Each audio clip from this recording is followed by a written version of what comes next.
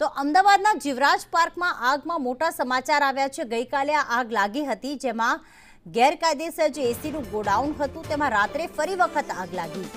સ્થાનિકો અને પોલીસે ફાયર વિભાગને જાણ કરી હતી। ફાયર વિભાગે રાત્રે લાગેલી આગ પર કાબુ મેળવી લીધો છે, પરંતુ ફરીથી આગ લાગતા સ્થાનિકોમાં ભયનો માહોલ છે।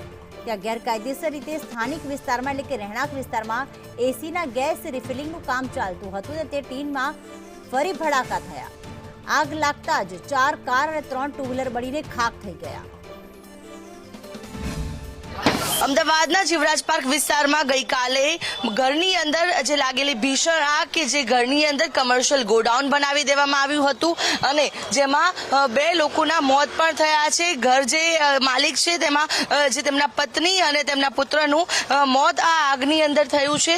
ત્યારે જોઈ શકાય છે કે અત્યારે હાલ ગઈકાલની આ જે બપોરની આગ હતી તેને ફાયર વિભાગે ભારે જહેમત બાદ કંટ્રોલ કરી, પરંતુ છતાં પણ ગઈકાલે રાત્રે ફરી એક વખત અહીંયા આગની ઘટના સામે આવી, જેમાં જે પાછળની તરફ જે રૂમ હતો તેની અંદર આ જે ભીષણ આગ છે ગઈકાલે રાત્રે ફરી એક વખત લાગી અને ફરી એક વખત સોસાયટીમાં અફરાતફરીનો માહોલ પણ ક્યાંક ને ક્યાંક રાત્રે સર્જાયેલો જોવા મળ્યો। રાતના 3 વાગે ફરી આગ લાગી હતી।